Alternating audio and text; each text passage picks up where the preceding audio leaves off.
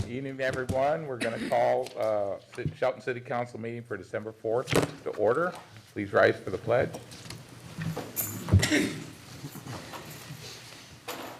Pledge allegiance to the flag of the United States of America and to the republic for which it stands, one nation, under God, indivisible, with liberty and justice for all.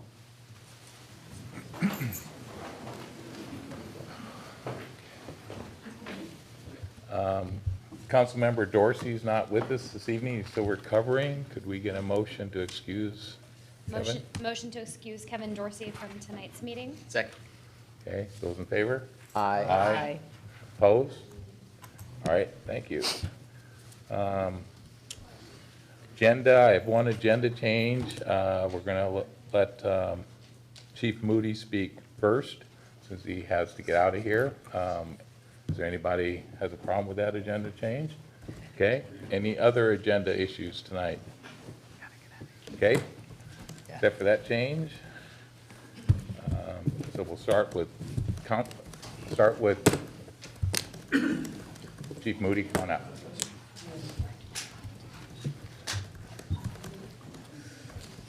Good evening, Mayor and Council, and thank you for accommodating me. You're welcome. I just want to give a couple updates to the community and the council of a couple of items that have gone on or going on at the police department right now. The first and foremost is I want to thank all the community in Walmart for their support with Shop with a Cop. Incredible success. It'll be bigger and better next year. We've got some things in place to improve it, but if you want to see a bunch of big tough cops cry, take them shopping with a bunch of kids. It was a great success with a lot of community support. Again, I really want to thank Walmart for stepping up and providing the funding for that. They were gift wrapping. It was awesome. The second, some of you may have seen around town fundraisers for a canine foundation. So let me give you the facts behind it. And that is, a few months ago I was approached by two of our officers about starting a canine program again. And we used to have one previously. At that time, we were discussing some budget concerns, and we were pretty sure it wasn't going to be able to be funded through the city budget.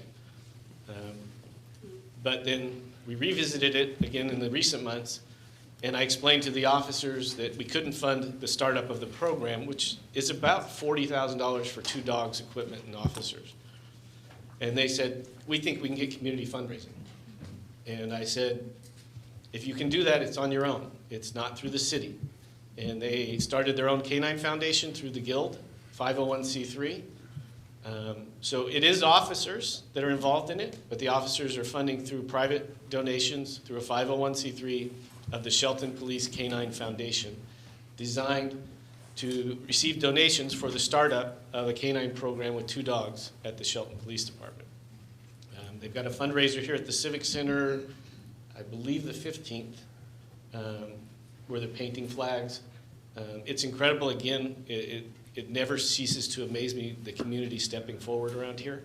When you think everybody's down, they're up. And the community, the problem was I actually was going on vacation when I told the officers start to run with it, and they ran with it the next day while I was gone. So I didn't even get a chance to brief anybody on it before they took off, which is great to have that kind of enthusiasm. But I just wanted to give the council and the community a heads up on what's coming up at the police department, and I'm happy to answer any questions you may have. Questions for the chief? I have a comment. I stood in the corners of Walmart and watched what went on with the shopping with a cop. I cried. I thought, what an incredible thing for our young kids to be maybe their first experience with a police officer. And that's that. For this group of kids, that Yeah. probably was not their first experience with the police officer. And unfortunately, I'm not saying it in a bad way, I'm saying that they've had an environment that they grew up in, Yeah, that they probably had a negative contact with. right. And so this just went on the positive and probably changed some hearts, adults and children. I think so. It was great. Thank you. It was awesome.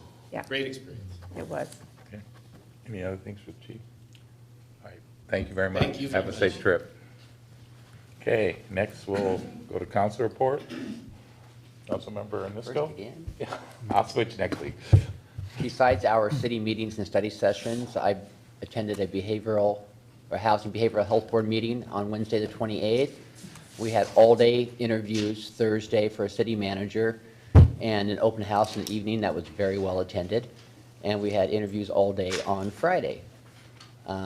Today, I attended a retail business development workshop, which was really interesting. And Thursday, regional economic forecast and a ribbon cutting for the Cabin Tavern. And Friday, I have a meeting with Commissioner-elect Trask for the county, and hopefully to attend the kickoff for the police department, what's it called? Lip sync. Lip sync challenge. Yes. And that is it. Okay, thank you. Councilmember All right. Franz? As last month, this month as well as last month, I have attended many study sessions and staff briefings, trying to come to an understanding of staff positions to be filled and our budget, a lot of budget meetings. And so I want to remind everybody, of course, this Friday night is a big night. We close off Railroad Avenue, and they have the fire pits and the kids' rides and the hot dogs or marshmallows. And so anyway, it's a fun time down there this Friday night. So that's it. Thank you. And parade on Saturday. Going to parade on Saturday. Yes. So the upcoming weeks, besides the interviews and budget issues, Deputy Mayor and I will be meeting with Commissioner-elect Trask tomorrow. I'll have a Mason County Housing Authority meeting tomorrow also. Again, want to reinforce Shelton's Holiday Magic Friday night, and then Saturday night's the parade. And I appreciate all the efforts from Christmas Town Kiwanis, the city, the PUD, who makes that event special. Ever since we moved to town, that's been one of our favorite nights. So I encourage everyone to come out for that. And I'll turn it over to Deputy Mayor. Again, in addition to our regular meetings and the lunch that Mayor Rogers and I have tomorrow with Commissioner-elect Trask, I also attended the Retail and Business Development workshop this morning that the city held with the retail coach, and was very excited to hear the data that they had compiled about our area and some of the opportunities that we're looking at here. So it was encouraging to see that beginning to take some traction here locally. This morning, I attended my left board meeting and then ran over to the PUD for the retail business development workshop. And the rest of the week is quiet. Saturday night, we're going to be in the dump truck, all of us council members, death graded. So anyway, that's Saturday night. Huh? 7 L's. 7 L's, my Looking grandkids, forward to so, that. yeah. Councilmember Schmidt. So busy week last week, going through the city manager recruitment. That was 2 action-packed days, Thursday and Friday. Looking ahead, Thursday this week, the Regional Economic Forecast and Innovation Expo at Little Creek Casino, and then the following week, an Economic Development Council board meeting and a few constituent meetings. That is all. All right, thank you. Now's the time of our meeting where we have general public comment. We have specific comments scheduled for the continuation of public hearing on the 2019 budget, and then for action, or excuse me, for business and action items further down the agenda. For general public comment, we have a 3-minute limit, and you need to fill out a card and hand it. Donna has them, and when you come up, bring your cards up. When you come up, please identify yourself and just let us know if you're actually live in the city limits or not, or in the county, would be great. So, thank you, Donna. Yes. First, we have Tom Davis. Good evening, Mr. Mayor, council members. My name is Tom Davis. As you know, I'm involved in support of the Tiny Homes Village for Veterans. I brought with me today a variety of people, some service members, some people who provide services to veterans at Memorial Hall. It's a real cross-section of people who are involved in the veteran community that I think you should hear from. So I'll be very brief, but I do want to say that it is not our intention to overwhelm the council with support. It is my intention to win the hearts and minds of the people who are opposed to this. My feeling is that if we're all rooting for this, it's going to be successful. If you have a cell of people who don't want it to work, and we pass something by a quorum, that's really not where I want to be. I think this is something we can galvanize around, we can all get together with, and we can address the concerns, the legitimate concerns of the of people, and I think we can actually make this happen unanimously. That's where I'm going with this.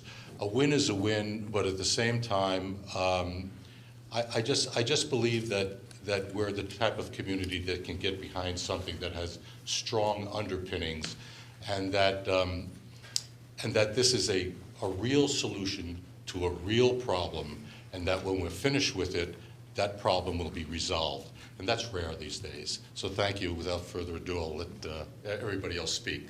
Thanks, Tom. Next, we have Lee Frazier.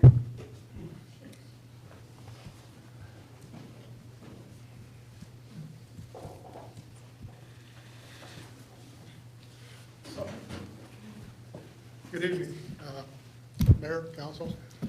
I have sort of, as is my norm, sort of stood in the back room, back corner. I'm a wallflower, if you will. I feel very uncomfortable being in large circumstances like this. I'm a Vietnam vet, I'm a Marine. I pretty much see things in black and white. I know there's a huge homeless problem for the size of this community. I know that the monies to address that properly are pretty hard to find.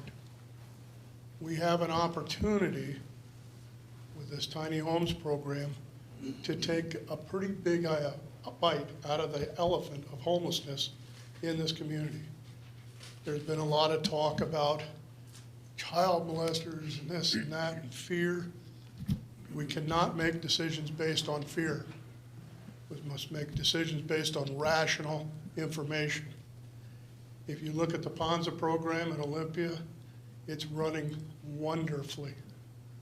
Those people that are participants in it are vetted and overseen. It's not just, oh, you're homeless, you got a DD 214, sure, here's the key. It's not one of those things.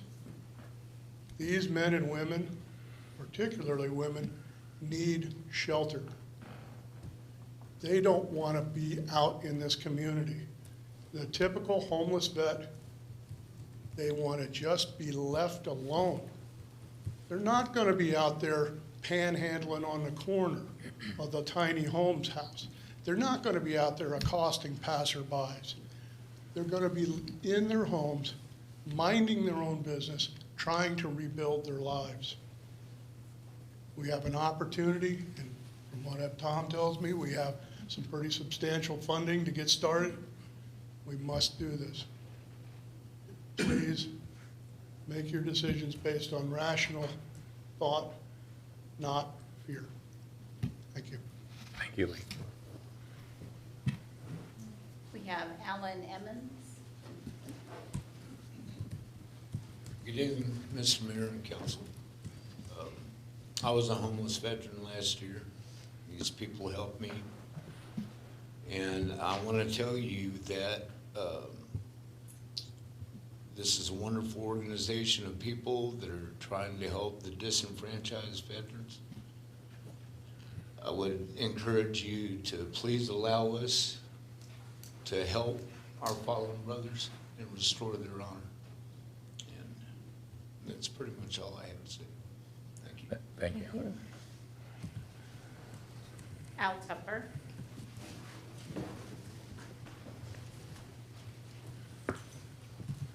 Mayor, Council, I'm Al Tupper. I'm a Vietnam vet of the 60s. I was one of the lucky ones. I came back without any mental and health problems. There are people out there that do have those problems, and we're working hard to adjust those and help those people. And everybody else in here, I think, is going to pretty well say what I had in mind to say, so I'm going to let them do it. My final words are, if we don't do this, shame on us. Thanks, Al. Can I share something, Mr. Mayor? The timer is not working properly, so I'm keeping the timer. Okay. Thank you, Donna. Brand new, the city bought a brand new one. Well, Okay. it's probably the operator. Next is Ricky Grayson.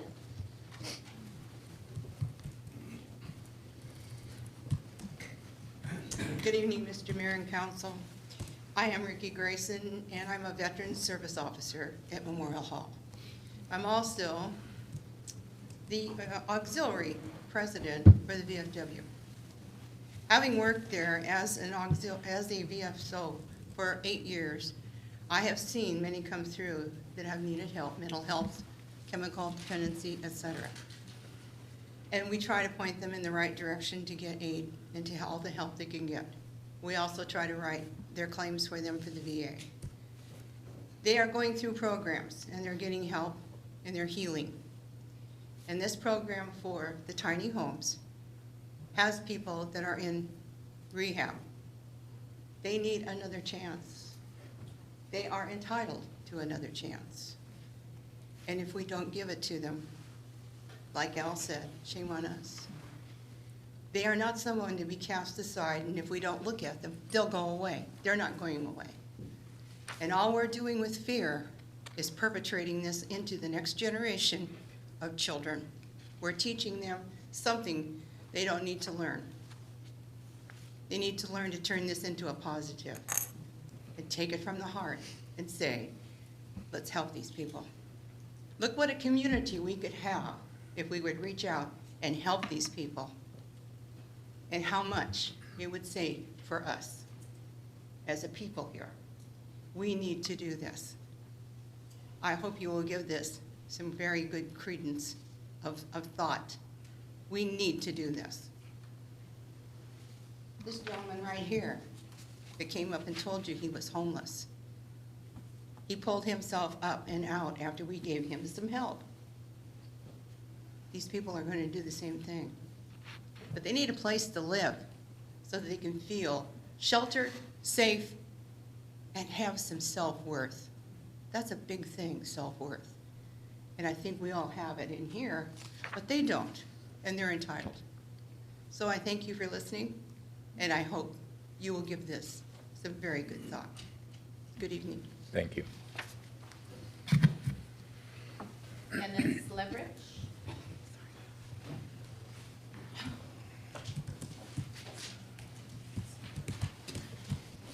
Mayor and City Council. My name is Dennis Leverage. I am a member of all the veterans organizations.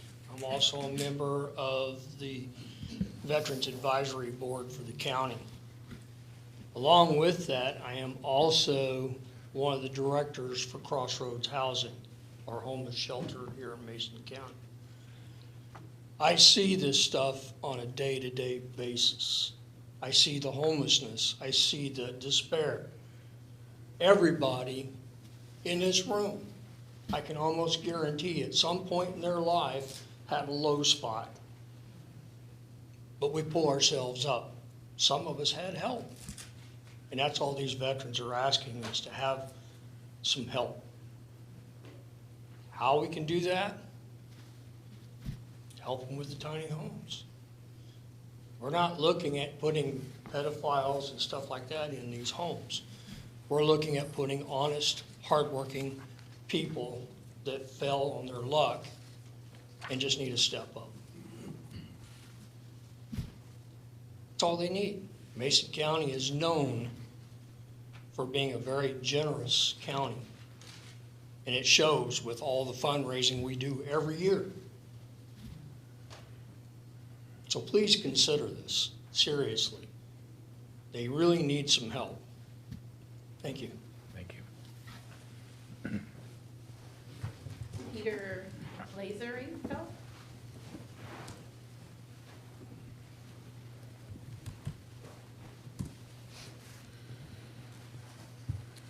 Mr. Mayor, Council, good evening. My name is Peter Lesarenko.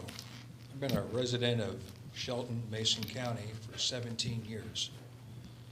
Myself, I'm a veteran, United States Navy, with 15 years of service.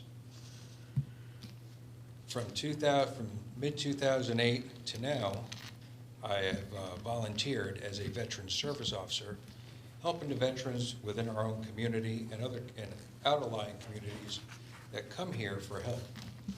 And I deal with some of these homeless veterans on a week-to-week basis.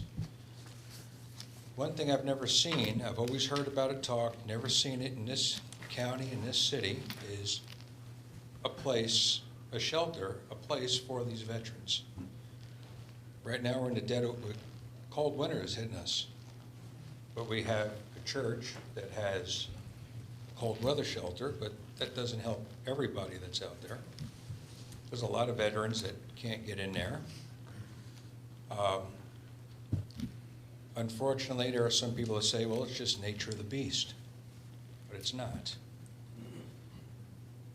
We have an opportunity here to do something good. Something that, you know, like I said, I've lived here for 17 years, and I've always, wow, there's not really a resource here. But we have one. We can have one, something good. It's going to take that veteran, that male, female veteran that's on the street, get them out of the weather, get them in a place where they feel safe and secured, and let them start their healing process to start getting back and possibly becoming a functioning part of society again. All that, you know, they don't ask for much. They sleep in the woods, they come in, we give them a backpack or two, but it's all, you know, our resources allow for us to do. But there's nothing, and it's sad. And I know no matter where you go, my own home state of New York, I look at the homeless in the city over there. I have a lot of family back there. And I hear, you know, it's just like here, like there, like everywhere. It's a problem that really needs to really start being addressed, whether it's at city level, state level, county level, and there's a lot of talk all the time, no matter where you go across the country, but you got to go from talk to action, and we got to start doing something. So ask everybody to kind of really do some deep soul searching on this, and you know, find it within themselves to say, yes, let's do this, let's get this place up and running and built, and let's make Shelton the model for other cities and counties throughout the state to look at. Thank you. Thank you. Carolyn Rabbit Bowles, you're next. Mayor and Council, I'm Carolyn Gravatt Bowles. I live at 11 Comet Lane, so if you put this little village in, it'll be right over the back of my fence. I personally am looking forward to it. Our town is talking about these tiny houses for the vets for a long time. This is needed. They're talking about putting them across from Christmas Village, and I've heard a few complaints from Christmas Village residents. I'm married to Boyd. My husband is 91 years old, and he served in World War II from the time he was 17 till 19. I can't think of not offering a vet a home, a place to call their own. How much money is that going to take out of our pocket? Not very darn much. They put their lives on hold, and they put their lives on the line for us to have the freedoms that we have. I'd ask that you move forward with a plan to get these tiny houses for our vets. Thank you very much. Thank you. J.C. Osterberg. I wrote it down so I wouldn't forget anything. Okay. Hi, Mayor, City Council. My name is J.C. Osterberg, and I'm the Executive Director for Coyote Communities, which is the nonprofit organization who's working to help house homeless veterans here in this county. I've worked for Coyote Village in Olympia for 3.5 years, and residents never cease to amaze me with what they're able to accomplish. I've seen numerous people defeat years and years of substance abuse and alcoholism, go back to school, graduate from school, get their high school diploma or GED, gain full-time employment, and move out into their own homes. I've seen people work together as a community and really take care of each other, help each other with addiction and mental health issues, or just by making a meal together. I've seen multiple people battle cancer and win. That is something that I know for a fact they would never have been able to do if they didn't have a support group and a home to recover at Coyote Village. I've also unfortunately seen people battle cancer and have it take them at the village, but the fact that they were able to leave this earth housed, clean and sober, and surrounded by loved ones is an incredible thing. We do have a vetting process. We drug test, do background checks. We don't allow sex offenders, violent criminals, or people with active warrants. That is way more than I can say for the people living next door to me in my neighborhood, or people that I walk next to at the grocery store. This is a safe place. Children and grandchildren come and play all the time. Someone mentioned our 911 call log at the last city council meeting. I actually requested all the call logs since we opened in December 2013. For the 5 years that we've been open, there have only been 96 calls. That's only 1.5 per month. Of those, only 6 of them required a police report. And 6 of those were because someone had actually passed away due to natural causes. So we aren't hiding anything. We can be transparent, and we want to be transparent, and offer safe and affordable housing to our homeless vets. I don't know how much time I have, so I'll try to go fast, sorry. I also have heard people talk about not wanting to house people in a certain location, but the truth is that these people are already in that certain location. These people are in your streets or by the river, in the parking lots. They're already there. We're proposing to house them with and set them up with a case manager, someone to work with them one-on-one and offer supportive services and have a community of vets living and working together. We are trying to help this city and this county and these individuals so they're not on your streets. Please let us work together in solving veterans' homelessness here. I have some fact sheets that I brought with me and would love to talk to anyone afterwards who has questions or concerns. And also, if you'd like to see what the village is all about, we have a tour this on Thursday, December 20th at 2 p.m. Come see me afterwards if you'd like to join. Thank you. Thank you, JC. Marilyn Vogler.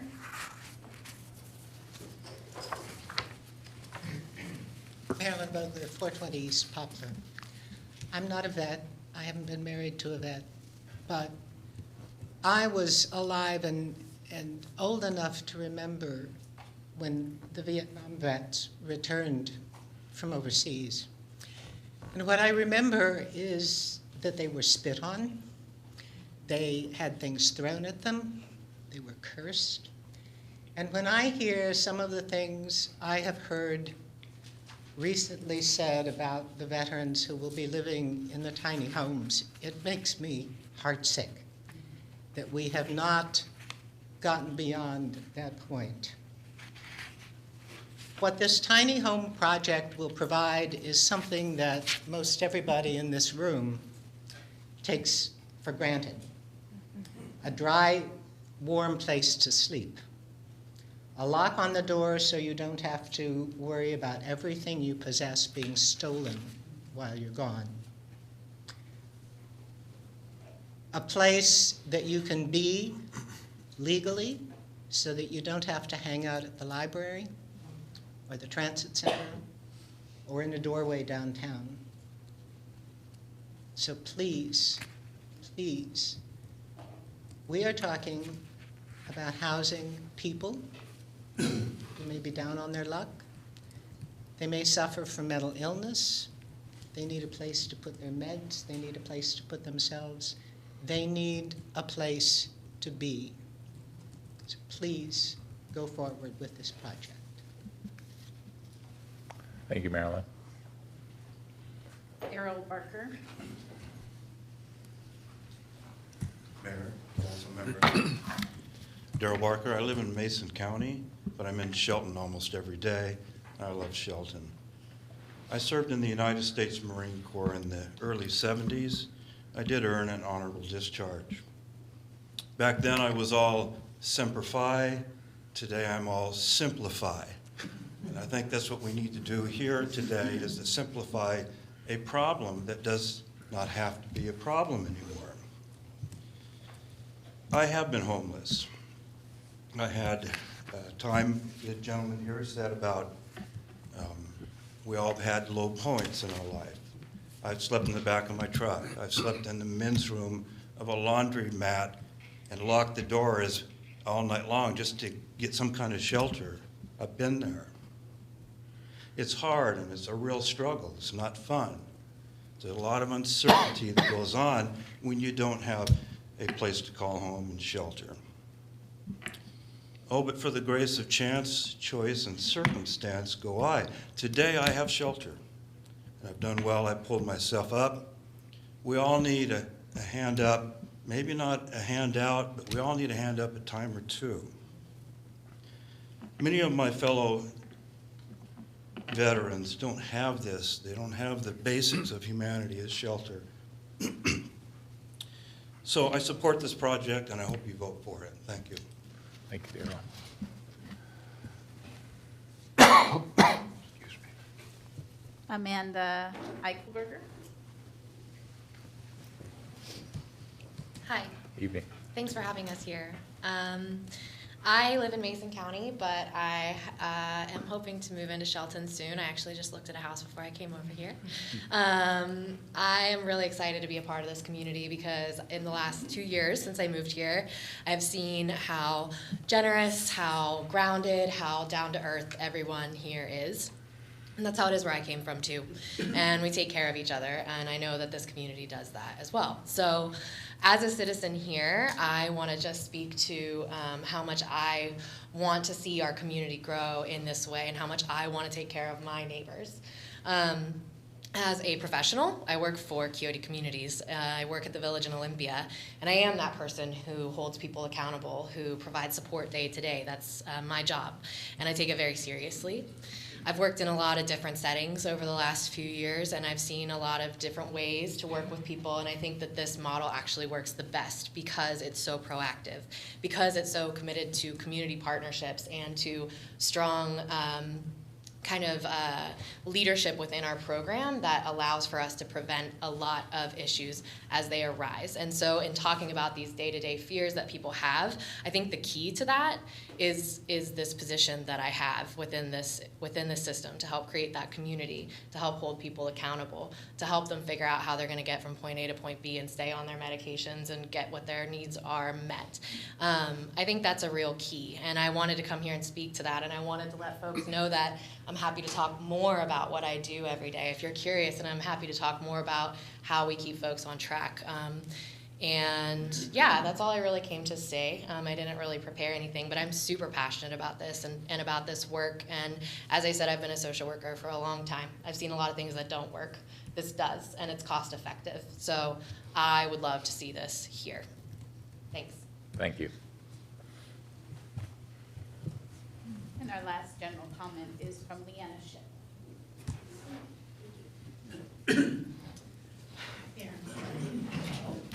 My name is Leanna Ship, and I have been a resident of Mason County for over 30 years. I have lived in the city now for about 9 years, and I will actually be living approximately 2 miles where the village is going to sit. And so I have been part of the Veterans Advisory Board for about 1.5 years, maybe 2 years, right in there. And I've been actually an employee of Love Inc. I don't know if you guys know what Love Inc. is, but we're a network at churches, and I've been there for 7 years.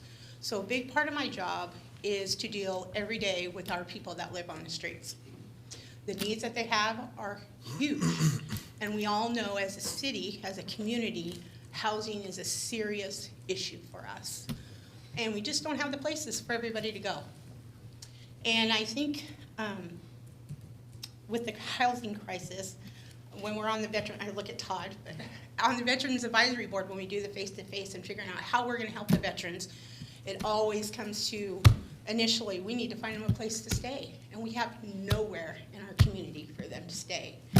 And I just think, I don't see this village as just an opportunity, but I think it's a responsibility of all of us as residents of this county to take care of our veterans that we rely on to take care of us and keep us safe. And I've heard things in the community about how it's gonna be child molested. I've heard all of that kind of stuff. But we know that's just not true, that there's gonna be vetting, there's gonna be guidelines. And quite honestly, the people that are living in the areas now aren't vetted at all.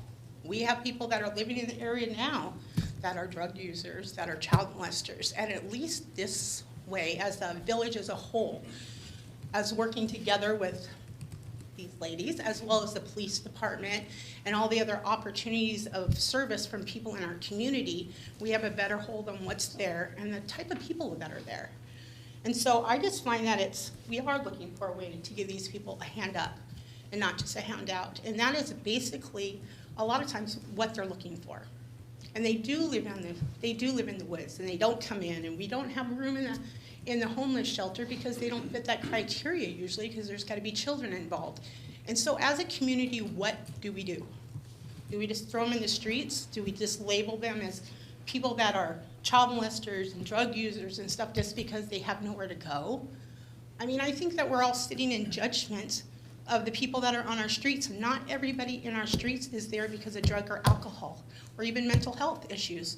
There's a lot of people on our streets that I deal with all the time that are there because of circumstances. They've lost their jobs. The dad is the main breadwinner, and he's got him and his wife and their kids and their families, everybody living together because there's no housing. And so the dad loses the job, and they're all out of a place to live. So somewhere, as a community, we need to step up. Leanne, that was time. I'm sorry. So, Thank you. thank you very much, and thanks. And thank you, everyone, for their comments tonight. Thank you.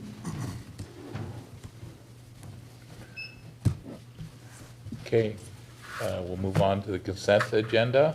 Do we have a motion? I move to approve the consent agenda as presented. Second. All those in favor, say aye. Aye. Opposed? Okay, consent agenda is accepted as published.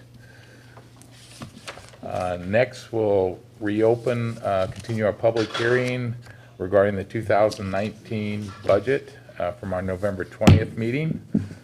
Interim city manager Mike McCarty has some budget information for us, or budget analyst Sandy Hines has some budget information for us. Well spoken. Thank you, Your Honor. This is a continuation of the public hearing on the 2019 budget. I'm going to turn it over to Sandy to discuss where we are in the budget process at this point. But I will say before Sandy gets into her discussion that it's been, I think, a productive process in developing the final budget. It's been a little bit difficult, frankly, trying to get all the information that we need to complete this process. There will be a study session next Tuesday at which we'll be able to discuss with you the indirect cost model and the implications of the IDC on the final budget. So with that, I'll turn it over to Sandy. Thank you, Mike. Yes, we will, as Mike addressed next week at the study session, we'll be talking about any changes that have occurred from the prelim to what you will see the following week on the 18th in your final budget for adoption. Either those items that were added by council, such as communications last week, or just updates that we've had. We've gotten some new personnel rates in, so we're updating those. We will have information about the indirect cost model and talk about that, and that will then be folded into the final budget for adoption as well. And just as we've addressed, I think, a few things as we went through the other study sessions, just a few items that maybe had been originally left out from projects and those kind of things. So we'll discuss all of those changes so that you can kind of have a reconciliation from your preliminary budget to what your final budget is, and have another opportunity to see that and talk about it and discuss it and ask any questions before you actually are presented with the final budget for approval. Also kind of somewhat in connection but separate, also at the study session next week, we'll be talking about the 2018 year-end budget adjustments. So there'll be 2 budget items on the study session next week to close out this year, as well as then present you the changes for the 19 budget. But at this time, we're just finishing up the public hearing, and then we'll address the actual budget the following 2 meetings. Thanks, Sandy and Mike. Questions from council? I just want to say that this process has been long, lengthy, and that I do appreciate Sandy and Mike's input and hard work on this. I see a lot of hard work that they've done to get us kind of on a plateau here where I think we need to be, and I think you've done a phenomenal job, and thank you very much. Thank you. Anyone else? Okay, Donna, anyone sign up for public comment on the No, budget? there is Okay, so there's no public comment, so we will close the public. There's one additional comment to tie in what Councilmember Crant said. I think this really has been a team effort. Terry Schnitzer has been instrumental in Absolutely. Sorry, working she with was sitting there. Sandy. Yeah, I I was blocking you, sorry. But also Craig and Mark and all of the city staff and department heads that have been engaged in the budget process this year. I think that it's been productive for everyone. So thank you for recognizing that. Thank you, Mike. Okay, we'll close the public hearing at this point and move on to our business agenda. Has anyone signed up for any items on the business agenda, Donna? Yes, I have one for the season landfill. Okay. All right. So that's our first item. So Public Works Craig Director is going to give us an update on C Street landfill. Thanks, Mayor and council members. So as required by the agreed order for the C Street landfill cleanup, we are required to give an update to the council every 6 months. So it is time for that update, and we are required to take public comment at the end of the update. Not much to report actually on the site as far as work being done, but a ton of work outside of the site in revamping the entire scope of work to fit all of the elements into what is being done all the way through the cleanup. So originally, we really just scoped the remedial investigation. We have expanded that and worked with Department of Ecology to really encompass the entire project now, and also the additional funding of $600,000 to move forward with not only the remedial investigation, but actually an action plan for an actual cleanup. So not much to report on the ground, but a lot of work being done in collaboration with Department of Ecology and a ton of work on that home front. We can report that that work is starting again, though. We've gotten a request to go out and clear some sites to do some ground gas monitoring. So we've got a few water wells out there that we've been monitoring. They're going to install 4 gas monitoring wells out there in the next couple of weeks. So starting again on that, and you'll start to see quite a bit of movement moving forward into 2019 and into the new year. Very good. Pat Van Hay. And I have the timer. Pat Van Hay, I live in Fawn Lake in the county. I don't know why we need another study for this project. We've had studies since 1987. And what's wrong with what they have done before? They've been all paid for with public money. It's very, very expensive. And they keep doing the studies, but nothing happens. We're no farther ahead than we were in 1987. One of the things that really is a major problem up there is the toxic dioxin of 2378 TCDD. They always make a statement it binds with soil, and they kind of dismiss it, but it also binds with fatty tissue. And it is the most toxic form of dioxin. It actually was what was used in Agent Orange during the Vietnam War. The maximum contaminant level for this is 3 to 11 parts per trillion.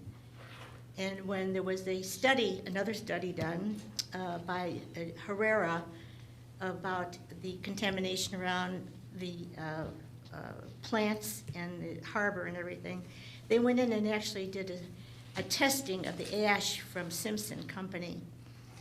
And they found readings in there of 4,200 parts per trillion, which is quite a bit different from 3 to 11. And they have been hauling that up there and dumping that for decades. And this happened because of this dioxin was formed because they were burning salt-laden logs at a boiler that had a lower temperature, which was conductive to creating this dioxin. It just seems that everything has been done to try to keep this from happening. I don't know what's the matter with ecology.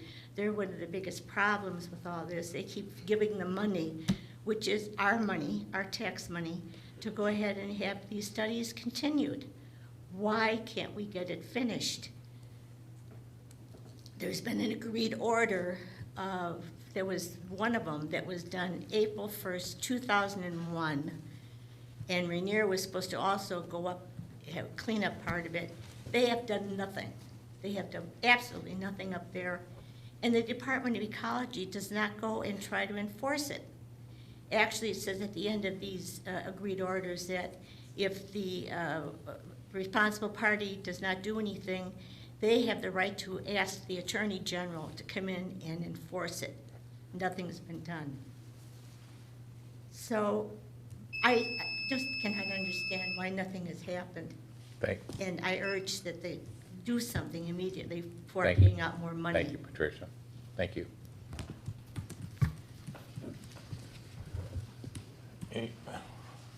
Okay, so now we have time for council questions, comments for Director Gregory on this. Okay. So next, back to Craig on the contract amendment. So, Mayor, council members, thank you again. We are asking for an amendment to the water comp plan with Carollo engineering firm. We originally had taken on with city staff quite a few of the elements of the water comp plan. And frankly, with the staffing level, that was back when we had an associate engineer that we have since lost, and also taken on now. This water comp plan has extended into this year, into 2019, and we will also be going through the sewer comp plan at the same time. And to not delay this water comp plan any further than it already has been, we recommend moving forward with a bit of a change, taking out some of the city staff elements of the water comp plan that they would have been helping out with, and having Carollo Engineering go ahead and finish up those portions that the city was going to be taking on. Working with Sandy Hines most recently, we did identify money within the budget in 2018 and moving into 2019 that's already budgeted that would cover any of these additional costs. You can see it's about $37,000 in additional cost for that effort, and also extending the expiration date a year to December 31st, 2019. Hoping that we don't get to that and we get this finished up fairly soon, and then can focus on the sewer comp plan. But at this point, we are asking that you move this forward and take the burden off of city staff and appropriate the additional funds to Carollo Engineering and that contract. Thanks, Greg. Public comment? No. Okay. Council member comments, questions for Greg? Okay, hearing none. Consensus move it forward to the action agenda for the 18th. All right. Thanks, everyone. Next, back to Director Gregory. So super quick on this one, we did already identify the TIB grants that were given to the city of Shelton for this funding cycle. We just need to formally accept both of those grants for not only the road rehab, but also the sidewalk grant that was given from TIB. Okay. Public comment? Okay. Comments, questions from council? Ray. Well, one thing I like, I always look down here, budget and fiscal information, I like that 91% covered. Good news, thank you. So we will be touching on a little bit more of this in the Public Works update. We've got a little bit more information that might help you moving forward also. So. And this is pretty much per your Access Shelton plan? It is almost spot on, which we are very proud of also, to be hitting those first early on stages of Access Shelton and to not be off very far with those is pretty exciting for us, being able to hit some of those milestones and starting in the right direction. Okay, thanks, Greg. You're welcome. Consensus to move that forward to the action agenda, 18th? Absolutely. All right. Moving into the action agenda part of our, action items part of our agenda. So is there anyone sign up for public comment? Okay, nothing on action agendas. Okay. So we're back to Director Gregory about authorization to sign certain forms. So WashDOT Local Programs is requesting a resolution to authorize me to sign for documents from WashDOT Local Programs, and really it is a formality, just needing a resolution to do so. Okay, any council member questions, comments? Not that I would be opposed to anything like this, but this is something new.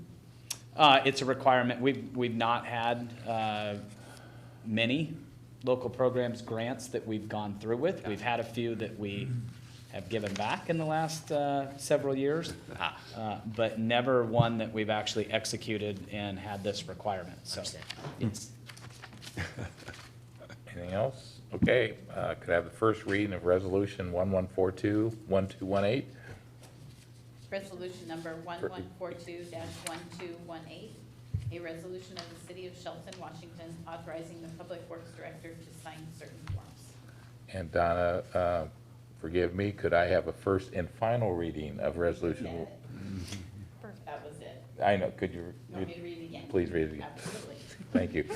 Resolution number 1142-1218, a resolution of the City of Shelton, Washington, authorizing the Public Works Director to sign certain forms. Thank you very much. Okay, do we have a motion? I move to adopt resolution number 1142-1218, a resolution authorizing the Public Works Director to sign certain forms. Second. Like that. Okay, do we have council input on the motion? Questions, comments, discussion? Certain forms is kind of weird. I'm looking to legal counsel on certain forms. That's a legal term, isn't it? Yeah, okay, that sounds good. No. And really, we are I think we're trying to fine. leave it. We have run into issues, as you will see after Mark's next briefing. We have run into quite a few situations where if we don't leave that fairly broad and open, we are coming back to you on multiple occasions to pass new forms that we are needing to sign. So you'll see that later on also in the packet. And we're trusting you to visit with council if an unusual form comes up. We absolutely hope that you have confidence that we will bring back. We are not afraid to bring anything to the council, so we will certainly bring back anything that we feel is necessary that the council be informed on. Okay, thank you. Absolutely. And certainly, it seems the resolution captures the spirit and intent of this, so I'm comfortable moving forward. Okay, so we have a motion and a second to adopt Resolution 1142-1218, authorizing the Public Works Director to sign certain forms. All in favor? Aye. Opposed? Okay, motion carries. Okay, next we're Mark Ziegler for an ordinance to repeal the Library Board of Trustees. Thank you, Mayor, council members. As you'll recall, back on November 13th, during a study session, we discussed the role of the Library Board of Trustees and the authorizing ordinance that established the Board of Trustees, or may have updated at that point, back in 1984. So Shelton Municipal Code Chapter 2.10 was established prior to the annexation into the Timberland Regional Library District. And then on November 20th, I actually discussed a little further, and the board, Library Board of Trustees chair spoke to the council at that time after one of their meetings and discussions on how they might move forward with the duties and roles within the chapter of the municipal code, and really came to agreement that the board didn't serve the purpose that it once did as the municipal code had established. And so today I'm bringing forward a ordinance that would repeal that code section and eliminate the Library Board of Trustees. And I certainly want to thank all those members over the years, not just the recent board members, but the members over the years that have contributed to the library board, and hope that as I communicated to the recent members that we are available at any time to discuss the library services and the building that Timberland Regional Library currently uses at William G. Reed Library. Thanks, Mark. Can I have a first and final reading of ordinance 1933-1218? Ordinance number 1933-1218, an ordinance of the City of Shelton, Washington, repealing ordinance number 1129, Chapter 2.10 of the Shelton Municipal Code relating to Library Board of Trustees. Thank you, Donna. Do we have a motion? I move to adopt ordinance number 1933-1218, repealing ordinance number 1129 and Shelton Municipal Code, Chapter 2.10, relating to the Library Board of Trustees. Second. Okay. Do we have discussion? I would just say there was kind of, when I saw that the board came here to talk, I was thinking they were going to say, don't take our jobs away. And they said, no, our jobs are done. I think it was pretty kind of funny, you know, in a way. And I went, oh, okay, we all agree on that, so. Mark, have you had any feedback or anything since we've started to discuss about? No. Okay. All right. Any other discussion? All right. We have a motion and a second to adopt ordinance 1933-1218, repealing ordinance 1129 and the Shelton Municipal Code, Chapter 2.10, related to the Library Board of Trustees. All in favor? Aye. Opposed? Okay, thanks. Okay, next, back to Craig for some details about the acquisition of 204 West Birch Street. So back when this council authorized the mayor to sign any acquisition forms for the purchase of 204 West Birch, when we went to go to closing, Mason County Title asked us for either minutes or a resolution authorizing the mayor. Simply moving in a public meeting to authorize the mayor to do so was not enough. So with us having to bring back minutes for approval, we figured it would be more appropriate and time sensitive to just bring a resolution forward to authorize the mayor to sign for those that we could present at the time of closing, giving the mayor authorization to sign all of those closing forms. So really just a first and final reading of that resolution, authorize the mayor once again to sign those forms. Thanks, Craig. So can we have first and final reading of resolution 1143-1218?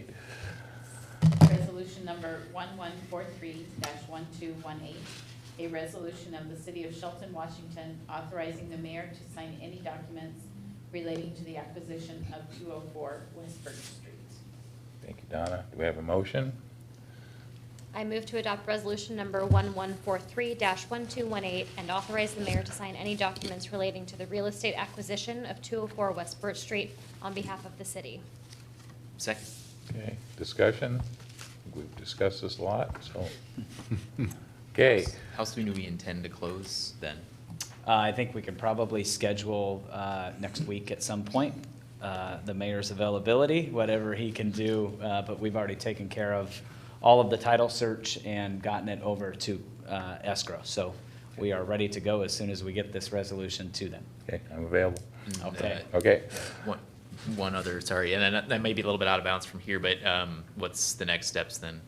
The next steps would be to then, once we close on the property, to secure the property. Right now, it is open. I mean, it's, the doors are locked, but there's nobody there. So I think we would at least try to secure the property the best that we can, start to move forward, work with Salmon Enhancement Group and the tribe to develop a stream restoration project, and then move forward, hopefully get through that this winter and early spring, and then move forward with actually taking the house down and developing that property into whatever it may be, looking forward that we get out of Salmon Enhancement Group. We're really looking to them, and the tribe wanted us to work with them and get a plan together before we move forward, which we were already planning on doing. So whatever they recommend, we will certainly bring back to the council and be sensitive to the cost of whatever that is. And if it's a fairly expensive project, go start to look for either partnerships or additional grant funding to do so. So, I think it's talked about before a little bit, but I would like to also bring up that probably one possible way to approach this would be to, when we do take possession of that property, that we give Habitat for Humanity the opportunity to take a look at appliances in there, possible building materials or things they want. If we're going to remove that building and crunch it before that's done, might give them an opportunity to come and take whatever they want. if that is something that the council would like us to do, we will certainly look into it with legal, see what our risk would be as far as letting somebody in there, any forms that we may need them to sign, waiving any of those potential risks with somebody going in and removing any of those building materials. So if that certainly is the direction of the council, we can start to move forward with that and work with council and draft those forms. I think that's a good idea, unless, like you say, it gets into too much trouble. So we'll work also with WCIA. I think they have forms too that avoids them of certain liabilities, and we got some forms that avoid us of certain liability. This seems to be something that it gives them an opportunity to at least go in and say, okay, do we want this or don't we want this? And then it can be used again. So that's what I would suggest. I mean, they might be able to move the entire house and put it on a lot somewhere. No. I doubt it. Okay. The structure is not in the greatest shape. So I was almost going to suggest the fire department use it as a training burn opportunity or that sort of thing. That might be a possibility. right over the creek. Yeah, probably over the creek. It's the creek. Oh, it's the creek. I'm sorry. It's sitting over the creek. Yeah. I retract. It was a test. So good opportunities. Go ahead. Council, I think it would be important that we define, and we certainly do not have to do it tonight, but define who we actually are going to let in there. Is it only Habitat? Is it Habitat and then somebody else? But I think it would be important to do so, at least for direction for staff. Like I said, we do not need to make that decision tonight. We can certainly bring it back to you after we secure the property and make that decision. Okay. That's something to think about. That's fair. Thank you. Okay. So we're at a motion, correct? We have a motion and a second to adopt resolution 1143-1218, authorizing me, the mayor, to sign any documents relating to the real estate acquisition of 204 West Birch Street on behalf of the city. All in favor? Aye. Opposed? Okay, thanks. All right, final agenda item is administration reports, and we'll start back with Director Gregory. I apologize up front. This may be a fairly lengthy report, so I will Start the timer, please. I will try and speak. I will try and speak quickly, but I apologize up front. First thing, the bus pullout at the new McDonald's location. You will see that going in tomorrow. Yay. So we will try to get that out with approval by the council that we move forward with that. We certainly will get that out to the public. We've already got signs up that are bagged, traffic revision, but we'll get Andy to post something before we actually get started on that in the morning and get that out there. But you will see that go in tomorrow ahead of the completion of McDonald's. They are moving fairly quickly, and we weren't anticipating doing this early on, but looking at the forecast, we wanted to get it in before McDonald's actually finishes. And looking at the forecast over the next couple of weeks, this may be one of our last days to get out there and put some actual paint on the ground moving forward. So we definitely want to get it in and get it completed so that MTA can get their bus shelter in there and get that project completed before McDonald's has a grand opening, you know, and they complete their project, so that we're not coming in after the fact. But looking at that, maybe the last dry pavement that we get for quite some time. So, and looks like McDonald's is on the verge of opening in not too distant future, so want to get ahead of that. But we'll certainly get it out to the public as much as we can, but it will be a change for the public. So I'm sure that we'll get some feedback, but I think this option that we showed you several weeks ago is a much better option than tearing out sidewalks and repaving lanes and doing some other things. It's the same basic design that we have on Downtown Connector Project at 8th and Alder. It's the same bus pull-out, striping only, much lower cost. So, but it looks like being a drop lane, it's going to function essentially the same way, other than it will take out the right-hand turn at K Street. So if somebody is waiting to turn right on K Street, they will have to wait for the signal to turn before they actually get into that lane, because there's some on-street parking now taking up that drop lane. So just wanted to make sure you were aware that that was going in sooner than we actually had anticipated to start with. Okay, thanks. The other big thing that we have to report on is I met yesterday with Department of Health and Department of Ecology. You have a map in front of you. We did provide those to the public also, but they are proposing to move forward with a larger closure area of Oakland Bay and Hammersley Inlet, and also a much larger conditional area. But working with them, I think we came up with some very good solutions yesterday. The problem with this is, you can see on that first map that's got the big red area, the current sanitation line, so basically the open area was basically at Munson Point. That has moved quite a bit further north. And really the reason for that was the lack of dilution from effluent out of the wastewater treatment plant. We're just not getting the flow and the flushing that we thought we were getting out of Oakland Bay. And the problem with that is, if we have a breakdown in disinfection, so with our UV system, if for some reason the power were to go out, power's reduced, the bulbs aren't basically killing any of those norovirus infectious elements that are coming through that the Department of Health does not have time to contact the shellfish harvesters to shut them down. And what they had indicated to us is they need about a 4-hour period. They can work with us, and if we continue to work with them, we could get that down to as little as 2 hours. But right now, they are proposing to move that area.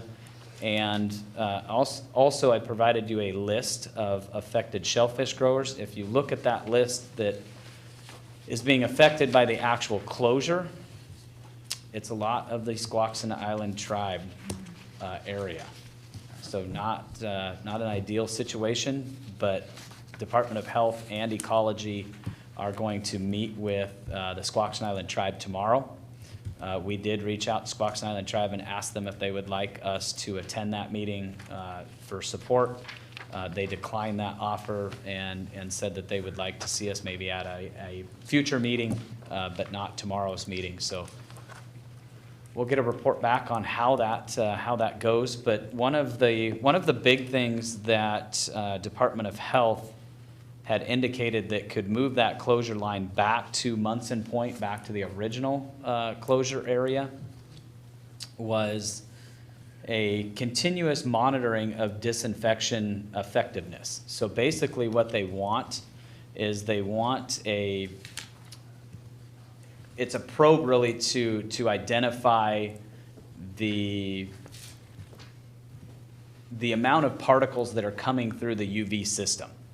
And we have it out at it's a requirement at the satellite wastewater treatment plant. So any satellite wastewater or any plant producing Class A reclaim water, you have to have that disinfection, basically a guarantee that it's working. And you could get a breakdown in disinfection for many different reasons, whether it be an actual outage, it may be old UV bulbs that just aren't putting out enough of that UV light to kill that. Could be many different things. We also came up with everything from discharging, if you remember seeing the slack-tied tank, the very big tank down on the bottom level on the right-hand side, diverting, when we do have a breakdown in disinfection, diverting any of that effluent to the slack-tied tank, and then treating it with hypochlorite and giving it enough time, enough contact time to kill any of those viruses that may be in the water before we actually discharge it into Oakland Bay, which would reduce that closure area. We talked everything from that to, we talked about diverting our effluent up to a discharge well uphill from the site, up on some property that's actually for sale right now. I think we discussed it when we were down taking the tour. But we are working with them, and the first, I guess, line of defense is going to be that monitoring system at the UV site. Unfortunately, that comes with a price tag of about $50,000 to $75,000. So a fairly significant, not a cheap fix moving forward. And unfortunately, that will be with our new permit. That will be a requirement of our new permit. So this is not something that's going to be arbitrary or not be able to be implemented. It will be a requirement moving forward. So we will try and find that money out of the existing budget, but that is going to be something that we did not see coming in 2019 that we will have to look for a budgetary item moving forward. Greg, Yes. the sampling stations, can you explain a little bit what a sampling station is? 'Cause I know you have about 15 altogether. And those are not our sampling stations. Those are Department of Health Okay.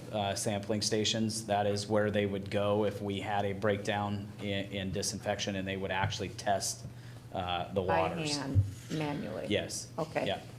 Do you know how long it takes to get the report back on those? I do not know. No, I do not know. So if you flip to the second page, also one of the things was a larger conditional area. So on that second page, you'll see that kind of mustard looking color right in the middle. That area used to be a green area, which was just an open area. Didn't have any restrictions on it whatsoever. It is a conditional area, and within a conditional area, it really doesn't mean a lot unless we have very high flows or we have a breakdown in disinfection. And they will give those folks enough time that they won't be able to harvest for a certain period of time. That also comes with heavy rainfall. They've had some issues in those areas, so they have made that a conditional area. It does stay open for harvesting unless we have an issue. But just wanted to make you aware of all of these things that are coming. I'm sure that we will hear about it in the future when this does take effect, but I just guarantee you that the wastewater treatment plant staff and myself are working to do everything we can possibly do to reduce that closure area and those conditioned areas within Oakland Bay and Hammersley Inlet. And I would love to try to answer any of the questions that you might have if you do have any. Just buying that monitor solves the problem? It doesn't solve, it solves the problem of the closure area expanding. It certainly doesn't solve a problem. I don't know that we necessarily have a problem. It's a closure area. It's an area where you can't harvest shellfish. But that is an economic Affecting issue. 18 growers? Between conditional and closed areas, yes, it's a pretty long list. Mark and I were just kind of looking at it, and the amount of small shellfish growers and likely folks that are depending on that income and that revenue to support not only them, but their families. So certainly it's a priority for us. Well, I guess we can talk about it Thursday or Tuesday, I'm sorry, at study session. Great. Go ahead, Joe. Well, couple questions. When was kind of loosely used. What's like the when timeframe with this for this taking effect? I think it's going to be fairly quickly. They wanted to meet with not only the city, but the shellfish growers and the Squaxin Island Tribe. Like I said, they are meeting with Squaxin Island Tribe tomorrow. They are trying to get most, if not all, of the growers together. They asked if I would also attend that meeting. I certainly will be attending that meeting. They haven't set it up yet, but they did indicate that it would be in the next few weeks. So I'm guessing sometime just after the first of the year, this will likely take effect. Okay, wow. Is it all right if I, one more? Yeah, So go ahead, Councilman. has any other consideration been given, because from our understanding as well, like the sewer basin 3 project, those are creating efficiencies in our sewer network. Does that weigh into some of this decision making as well, or, I mean, does any of the efficiencies gained there help with this, or not really? No, it's a very interesting situation because that is DOE's portion. DOE and health, from what I saw, don't necessarily work together. Okay. Department of Health has their own restrictions. Flow really doesn't matter. We asked them, is there a way that we could reduce that closed area back to the current line during the summer flows? I mean, we're less than 1 million gallons during the summer. Right. Very low flows, and asked, is there a way that Squaxin Island Tribe could harvest their land during the summertime when we know we don't have those? And the answer was no, because still, if you have a breakdown in disinfection, they don't have enough time that effluent wouldn't hit that beach when they're harvesting. So basically they need, like I said, they need about a 4-hour notification that they can get a hold of those growers, make sure that they're not harvesting those beaches and getting that shellfish out, is what they told us. They did say with some of their better relationships that they have with wastewater treatment plants that they've had, I guess, more contact with, they've gotten that down to about a 2-hour time frame. So not having a ton of contact with Department of Health. They stuck with the 4 hours right now, but they did say, and the willingness to take steps to improve our disinfection. They certainly were, when they left the meeting, said, we will certainly look at the 2-hour time frame and see if we can get that down for you and maybe reduce that closure area. So, but the two entities don't necessarily work together. So the efficiencies and the lower flows didn't really help the actual Department of Health closure area. Go ahead. If I recollect, when the new treatment plant was opened, that expanded the available open area in Hammersley Inlet, and that was one of the things that was touted at the ribbon cutting for that event.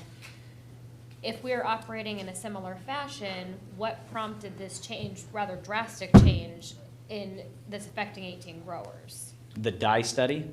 So originally, new technology, really, to answer your question, council member. It was new technology at the time that they did the original dye study, back when we had, I think it was even before the plant was reconstructed.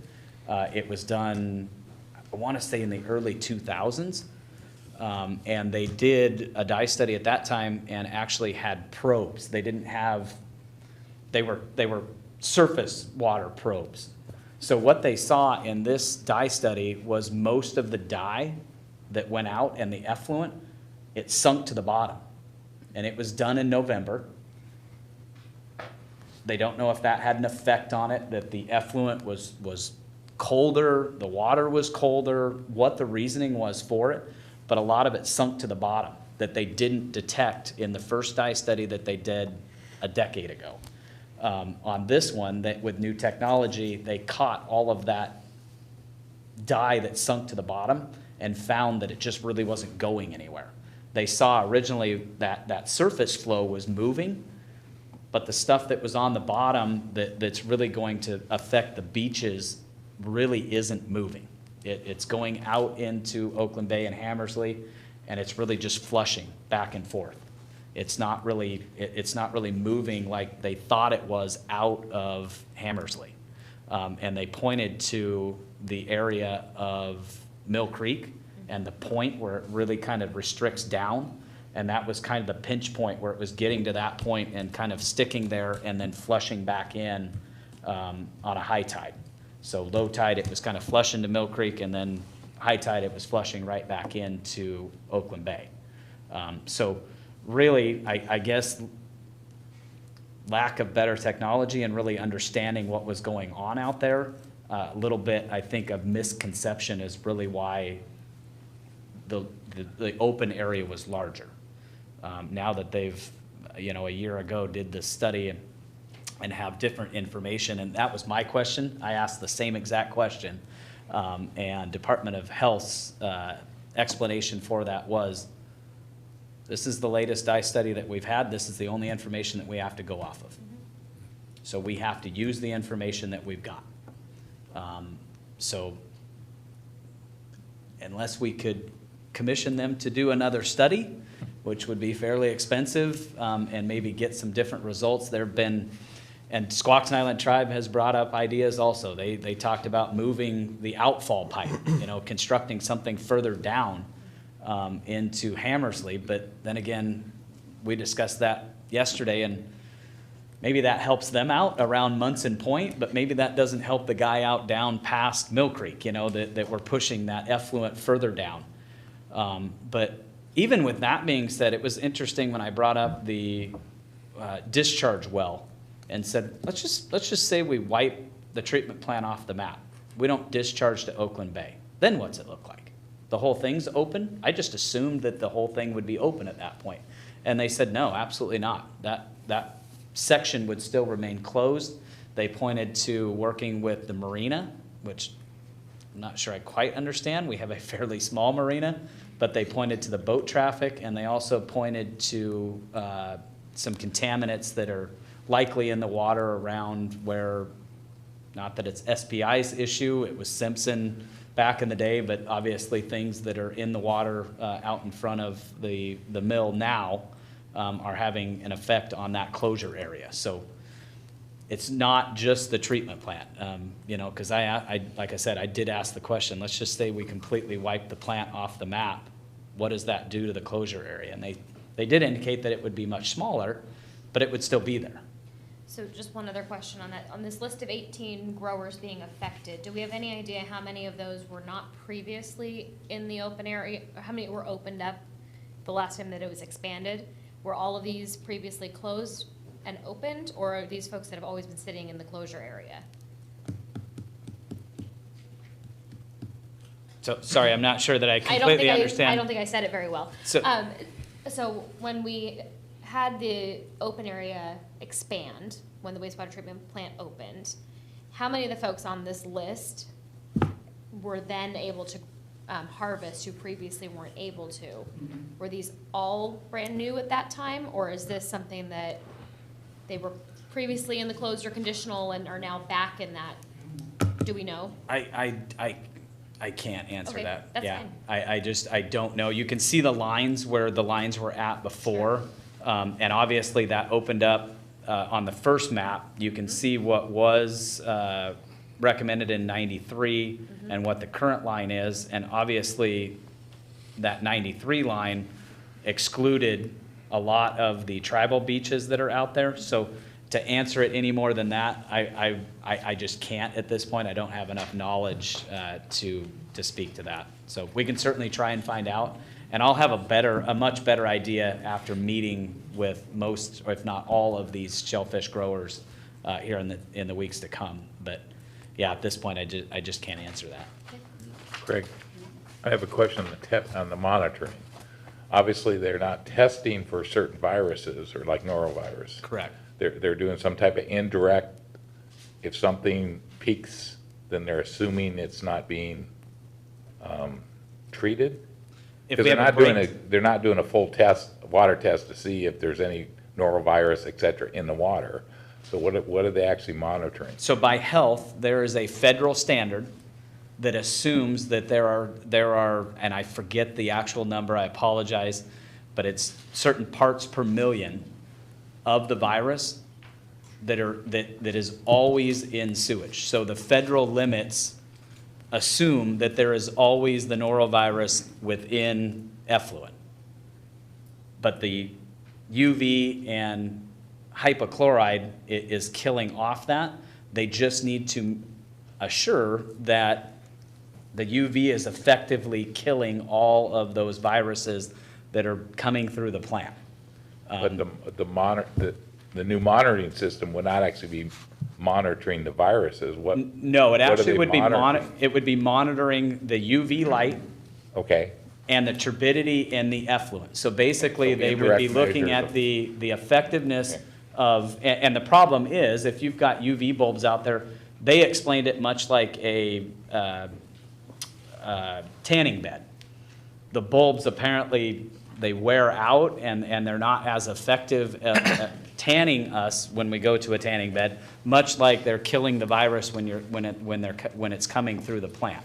So anytime you're not changing out those bulbs and you may have a breakdown, not that this would happen at our plant, but they've seen it in other plants where maybe they're trying to be more cost effective and they're trying to hang on to those UV bulbs longer. But basically it's just measuring the turbidity and the light that's penetrating through that to kill those viruses. That's what the monitoring probe is doing at the UV station. Okay. And we've also, we're going to add redundancy to the UV lights, correct? That's correct. So. But they're still saying that time, what they're worried about is, let's say we have a power outage. We're still flushing effluent into Oakland Bay that may not be fully treated and may not be killing those viruses. And what Department of Health needs, they're saying they need 4 hours from the time that we call them to say, we had a breach in our disinfection system, a failure. We need you to shut the area down. They need enough time to contact those harvesters and those growers to say, we've had a breakdown, we need you to not harvest, and they need 4 hours to do so. So that is really the closure area, is that effective area that within 4 hours, that virus would hit that beach. And that's the reason for that large red area. Anything outside of that red area, they feel that they've got more than 4 hours before it actually reaches that beach. All right, thank you. Joey? Yeah, I think this is definitely something we need to first let Craig work through the process here, but we need to get kind of up to speed on it, and I would agree that bringing this up in a study session would be wise. Sounds like we're gonna have in the to. near future, as soon as you can get through what you can get through. And at that study session, we certainly can invite Department of Health and Department of Ecology, because this is not my world. But yeah, those professionals that are in through Department of Ecology and Health, I think certainly could maybe shed some more light and maybe answer some more of those questions. So if and when we get to that point, I think that might be a really good idea to bring those folks in and maybe be able to ask those questions too also. Yeah, so it sounds like there's an opportunity. And you're gonna address the budget issue next week? Will we include it, I assume? I would like to. I'll work with Sandy and see if we can't, if we're not going to address it within the operations budget, we'll figure out how we get through that. Okay, thanks, Craig. Is that all the good news? That is all of the good news for now, but just an update on projects real quickly. Sewer Basin 3. The great news is we've got North Cliff connected. So all of those properties that were up in the Tall Timbers area, top of North Cliff, all have connections now. They can all go get building permits. So We're pretty happy about that. That's finally done and off of our plate, and we've gotten rid of that 6-inch temporary line that was constructed for that upper area of North Cliff. So pretty happy to report on that. And about 90% of the main line has been constructed. So we're just about done with mainline open trench construction out there. So moving right along with that. And about 95% of the CIPP, the cured in place application for mainline, about 95% of that has been completed also. So we're getting down to the point where we're really focusing on laterals at this point. And we'll get out of some of those main roadways back into the alleys and get a bunch of those laterals constructed and start to get to the end of this project. So we're pretty happy to report that. They will continue on through the winter. The Downtown Connector project is officially shut down for the winter. You will see a little bit of work going on out there. PUD was out actually putting up illumination poles today. They were wiring yesterday, actually put up most of the illumination poles from 7th to 1st. It's a little different looking out there now. It's really starting to come around, so would suggest going out and taking a look at it. But it looks quite a bit different with the illumination poles up out there and starting to come around. So they are planning to come back April 1st and finish construction with that shutdown. They have asked for non-working days, so basically adding on to their total amount with the shutdown.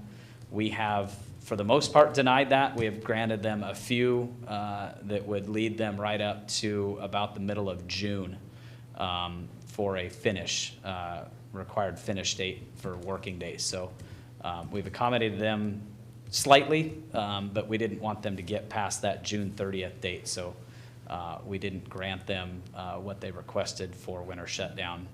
And it is on the city to either grant or not grant that winter shutdown. I think they had plenty of days and they're far enough ahead at this point, and they didn't balk at that at this point, and they've accepted that. So moving forward, they'll be back in around April 1st. Will the lights be up and running, the illumination on Alder? They're putting the poles in. When will they be I'm guessing that will be still quite some time out. Yeah. And what's the plan at the corner of 7th, turning up onto Olympic Highway? That corner, as I'm sure you and your crew have seen, has taken a beating with the traffic coming around on that right hand with no stop.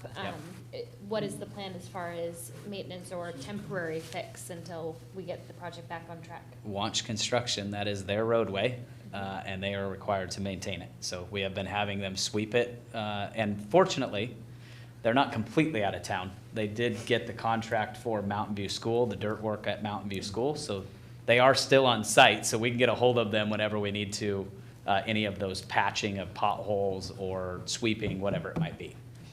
So we have started to address that. They've been sweeping that on a regular basis, but yeah, it will remain in the state that it is now as far as traffic control, remaining closed at 7th Street on Alder between 7th and 6th, and also between 1st and 2nd. The rest of it will remain open, but that is the state that it will be in until about April 1st. So we will continue to work with them on keeping that passable and making sure that they maintain what they've got out there. Okay. And then one more good thing for you with the TIB applications, and this is the final thing. With the TIB applications, I just wanted to make sure that we address the council with what I think is a great opportunity to partner with another local entity. With the Railroad Avenue grant, we originally just proposed the section between 7th and the city limits, but we are asking the council to partner with Mason County if we can come to an agreement. We have had conversations with them already. I have talked to Jerry Houth, the Public Works Director for the county, and he has indicated that they would be interested in partnering with us to expand that all the way out to 101 and actually create a gateway project. We have asked them right now to match our match money, which is about $500,000, about 500,000. We didn't get an answer back from them. Jerry asked that I go and present this to the county commission. So we scheduled that for next Monday, but I wanted to make sure that this council was aware of that and approves of that, and didn't hear that secondhand that we were going to the county and asking them for something that maybe this council doesn't want to move forward with. But overall, I think it would be a great project. That would require us to put in an LCP form with our state delegation as a partnership to ask for basically the balance of it. I put together a cost estimate. Looks like it's about $3 million to do the entire project, all the way from the park and ride at 101 to 7th Street with some elements, sidewalks on basically the south side of the street, all the way from the park and ride to 12, only on the south side, then sidewalks on both sides from 12th to 7th. New pavement, illumination, some landscaping, maybe to screen off the tracks. They're moving out of town, and also some sort of, as we identified, Mark actually was the lead on the railroad project, and some sort of gateway symbol or structure, I guess, for a lack of a better term, out towards 101. Welcoming everybody into Shelton and into the downtown area. But it looks like it's about a $3 million project with $760,000 coming from TIB. Hopefully about $500,000 from the city of Shelton, another $500,000 from Mason County, and then the balance of that coming from a legislative ask from the transportation budget moving forward. So that would be our hope, and if we can get the council to concur with that, we certainly would move forward with that partnership and go talk to the county commission and see if we could get them to also agree to that also. I have a question. Yes. Now that the Basin 3 is coming to the end, how about the road at the bottom of North Cliff up to the top? Is that going to be repaved, or? Likely next spring. Okay. Yep. I know it's very rough. Yes. But yeah, that is slated to be paved sometime early to mid-spring. Okay. There were a few people asking about that, so. I can understand. Yeah. Okay. Anything else for Craig? All right. Interim city manager, do you have a report, Mike? I'll make it very brief. So today we had interviews for the city clerk position. I hope to make a decision toward the end of the week, and certainly we'll let you know where that stands. And yesterday was the closure for applicants that are interested in the municipal court judge position. And so we'll be reviewing resumes and applications this week and scheduling interviews for next week, earlier than later in the week, because I'd like to have a decision made for your confirmation on the 18th of December. Okay. That's it. Okay. Chief, do you have, since you're in the audience, do you have anything? Good. Okay. All right. Thanks, sir. And I guess that is it. We are adjourned. Next meeting will be Tuesday, December 18th. Thank you, Gary.